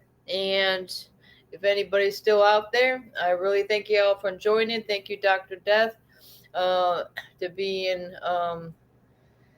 so supportive of what we're trying to do and spread the word on children being kidnapped from their biological families, being torn away from everything they known, putting into foster placements, putting them into institutions, putting them into sheriff ranches, and within these Department of Justice programs. We got to be careful with that, guys, because there's a little bit more than meets the eye when a judge that's involved with the juvenile justice. Think about it. How is that connected? Because it's again, it's abuse of a federal program. If you have the Department of Justice housing up to 28 girls in a place called Latchville Academy in Gainesville, Florida, you start to wonder is who's running this show in the Department of Justice that are allowing these kids to be abused, neglected, and treated like prisoners when they did absolutely nothing wrong. Because these are court-ordered, as far as I understand it, that these girls having to be subject to this horrible situation. And maybe they had a little, maybe they have some delays. Maybe they got in some trouble with the law. Maybe they stole something from the store, and all of a sudden they're treated like a murderer or something like that. It doesn't make any sense. Where do we draw the line, people, as far as how people that are standing up in front of judges as well? And in another instance, it makes me think of my husband. There's a guy that was a convicted murderer standing in front of a judge in a courtroom, threatening her with every breath that he took. He was threatening this judge with her life. And the judge didn't change the sentence for the guy, just didn't even look up at him, just messing with her paperwork. And she continued to give him a sentence, even though he was doing all that. And to her, that didn't bother her at all. But some judges might think that they want to stalk people and then take their entertainment and twist it around to some weird kind of way. It's just disgusting, because the truth is that you're the one that's doing the wrong thing. And these judges, I'm sorry to say that it's been going on too long. And I'm sorry that you have a guilty conscience, but things are coming to a head, and you might as well just come out and let everybody know what you did, because maybe things will go better with you, with the guy upstairs, okay? Because that's the guy you got to contend with, is God himself, okay? You might think you're getting away with this stuff in the courts, and you have these people in the courts that aren't doing their jobs and letting this stuff go on and on for years and years. But in the end game, you're gonna have to contend with God, okay? And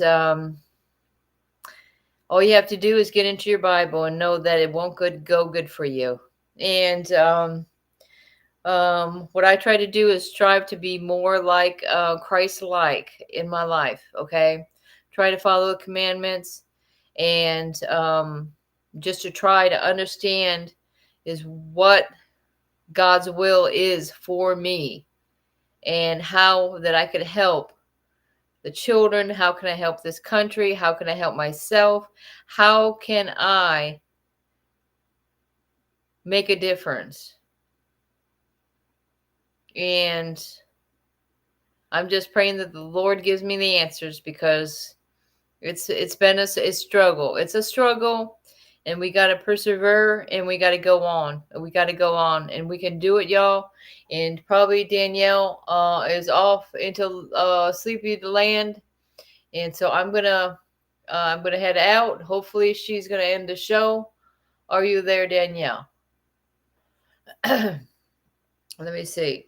I'm going to, and like I said, we'll get back to that. Maybe I could do a late show tomorrow, and we can continue that interesting on point podcast about the new chapter in America's child welfare system that nobody seems to be talking about.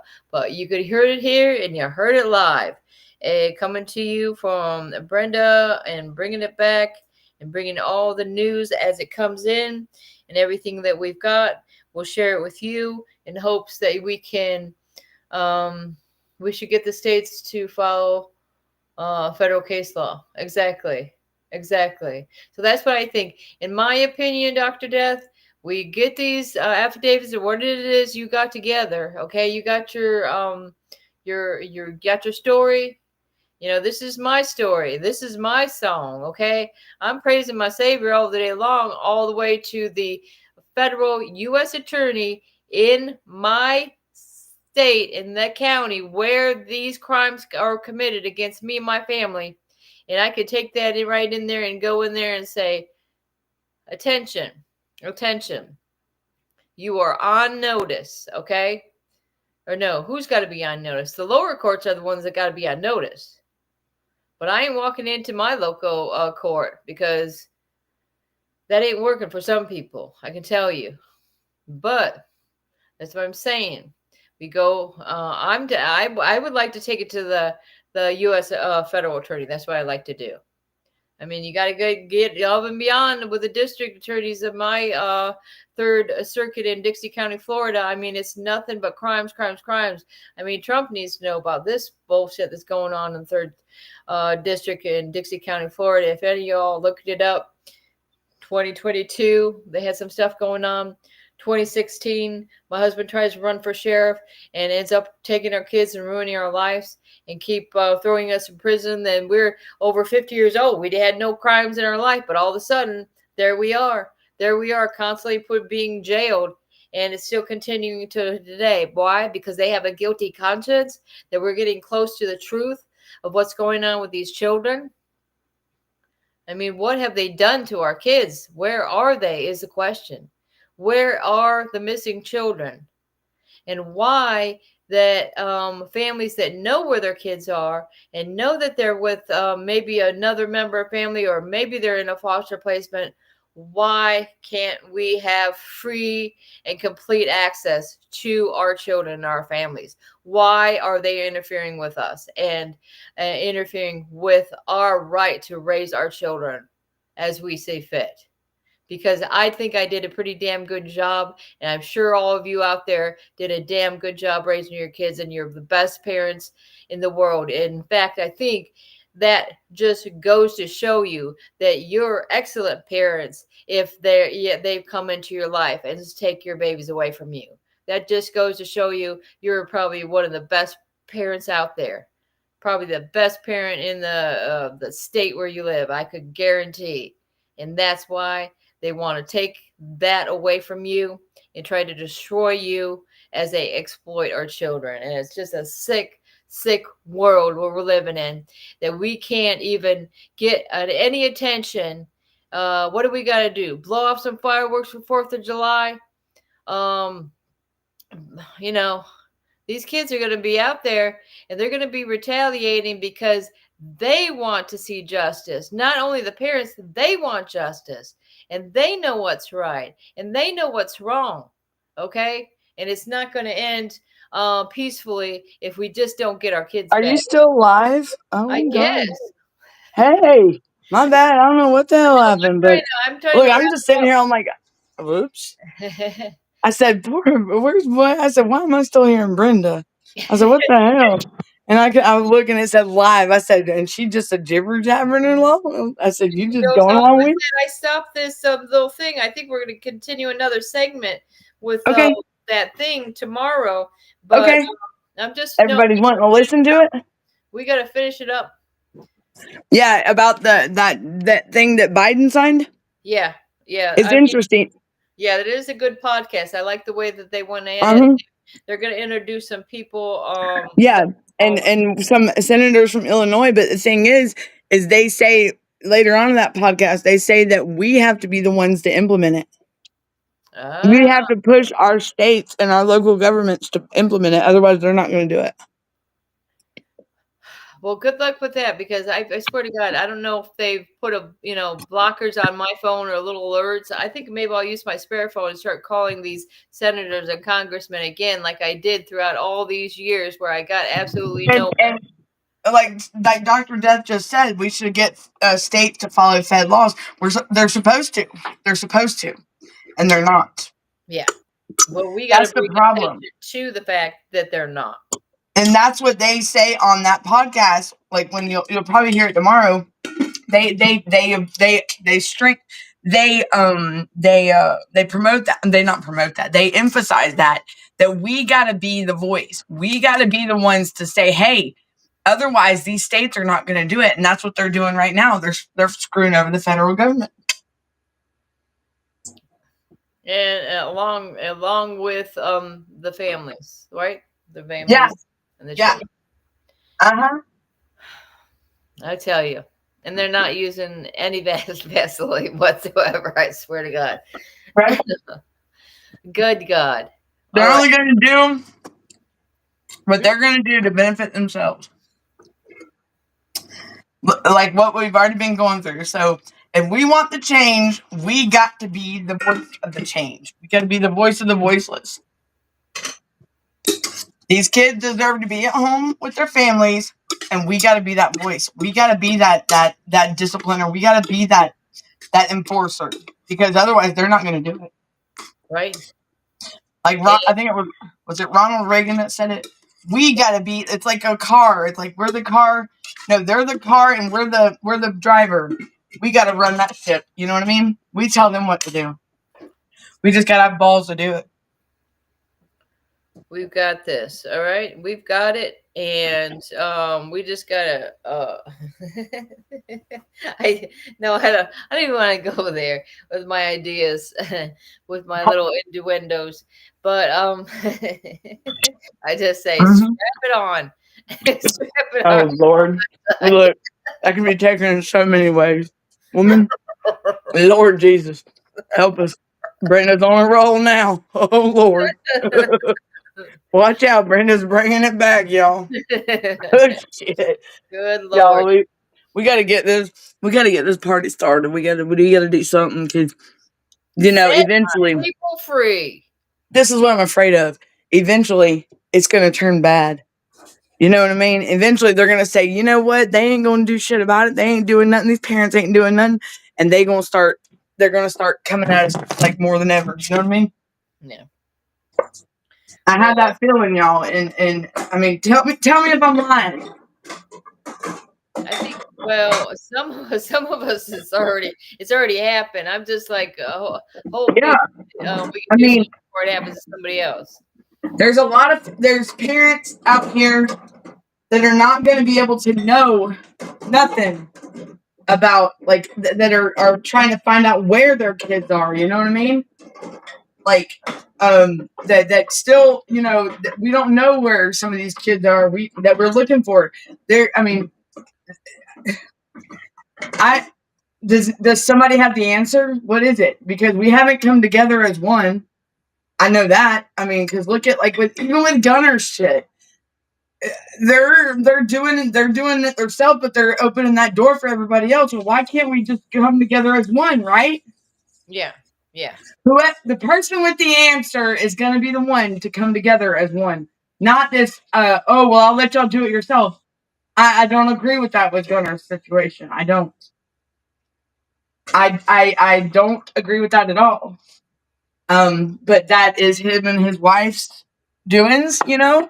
I can only do so much. You know what I'm saying? But at the end of the day, if we all was gonna do it, we all got to come together. And I mean, we can't just be in it for ourselves. You know what I'm saying? Right. Because if we're doing this for the kids, then that's called we unite as one. And Unite it's means not one. about like, oh, I know more than you and I know more about this than you or whatever. What it is we're all victims and our children are suffering, our families are suffering, Yep. and we're, like I say, we just got to come together as Yep. one Yep. and unite. And Yep. it's just like I mean, we could be the new wave of, I mean, what do you got? You got the Marvel comics, you got the DC comics. We have Yep. we're gonna be the heroes of Of the future. The future. Is this a new beginning? What is it? What is it? I know it's gonna have to be a game changer somewhere. Yeah. Because they can't keep running they can't keep running this like this. Kids are gonna be screwed in the future. There won't be no familial bonds. There won't be no togetherness. There won't be no communities. Think about it. They'll just end up making Ain't gonna be shit. more and more prisons and jails where they can lock everybody up. Everybody be living like the prison, like a prison life. I've been there, done that, got the certificate. Trust me, you don't want that. People that have been to prison, you don't want that. Our kids that have been in these residents, when they're in foster care, it's just like prison. That's what you see. You weren't even around, but I was just saying that earlier. How it's just the same. It's just the same. Well, I saw it. I've lived it, and I also seen it at Devereaux with my son. Mm. I mean, he had to request to use the bathroom, and then they wouldn't even be in a hurry to let him use the bathroom, and he'd defecate in himself. See? I mean, even when I was in prison, I didn't have to ask to use the restroom. Like, we had just got to go to the bathroom. I mean, this is a grown ass kid that can't even go to the bathroom. It's bad. But he wasn't the only one. There was other kids. You know what they did with my daughter? Okay, so my daughter was on her period, and they drove her for 4.5 hours to get to the visit. They didn't bring any pads at all with her. She was sitting in the chair, and then in the notes, the lady sits there and takes her little freaking notes, and she said, "My daughter, defecated stuff." When the fact is that she was on her period, and they didn't give her any pads. So that's bad. That's pathetic. I'm in my bad. Everything for my kids. On every visit, I bring pads for Sage because I know she's not going to have them. I bring healthy snacks, everything. Yep. I was the only one that made home cooked meals for my kids, is what the lady from the Children's Home Society said. She said, "I never seen anybody be better parents than you and Chris were to your kids." And she couldn't understand why they were putting us through this bullshit. I mean, that's like with my son. People can't believe that they sent him 4 states away. They can't believe that they fucking even listened to this family member. Like, but I've got 2 other kids that weren't taken. They weren't put in foster care. If I'm such a bad mom, why wouldn't my other 2 kids taken? Right. And that's what that's what I thought that they were supposed to do. I have a whole new generation of kids. When we had children when we were young, and I successfully parented them. Well, how do you think that would have changed within a few years? How do you think that I can't take care of my kids now? Right. It doesn't make any sense. I'm sorry. Parenting doesn't come with an instruction manual. Neither does life. They need to get their shit straight out of that. Yep. Parenting does not come with an instruction manual. It's not like you can go to Walmart and get a refund, whenever you want to. No, it don't work like that. It's called you buck it up and you suck it up and you be a mom or dad, you want to, we brought those kids in this world. Why in the hell would we want to put them at risk, Yeah, exactly. Why the hell would you want to sit there and put your child at risk? I wouldn't want to. Mm-mm. In fact, we did we're what you I call want nothing but the best for my kid. we were overprotective. Oh yeah, my mom was too. Trust me. And here I am. I'm living it right now. I'm very protective of my youngins, even though I'm not around. Right. I mean, I'm around, but even though I'll be from the sideline, I don't care. I'm their biggest cheerleader. I was the loudest one at my daughter's graduation, and I got in trouble. Look, as soon as my aunt seen me, boy, it was over. Look, she said, "You," and my aunt did him. Phew, I was gone. Gotta go, but at least I got to see my daughter graduate.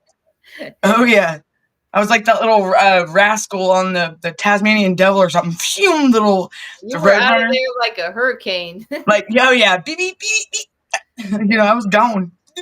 Yeah. Oh my gosh, that's hot. Woo. I finally got done with my spaghetti. All right, yeah. Now you eat your spaghetti, and I'm going to do some work tonight on some things I need to get together for my husband's stuff. All right. So thanks for Sounds good, and we'll end the show, and everybody, y'all have a good night, and we will continue this on tomorrow. Be on the lookout for the notifications, y'all, and y'all have a good evening. We love you, and just keep your head up and stay strong and keep up the fight, y'all, because we ain't backing down. Dr. Des, you need to reach out. You're more than welcome to. I'm gonna feed my brother and feed Daryl, and everyone have a good. And Brenda, I send you some airmail, but the pigeons aren't. Well, she took off. Okay, well, she don't get enough spaghetti either. Then I'm just kidding. But y'all have a good night, and I will see y'all later on today, sometime. And I wish y'all a good afternoon, and I will see y'all soon. Happy Sunday. Wait, today's not Sunday. What is today? Happy Friday. Did I really say Sunday? Wow. Happy Friday. And we're going to get this party rocking. Love y'all. If you need me, reach out. See y'all soon. Bye, everybody.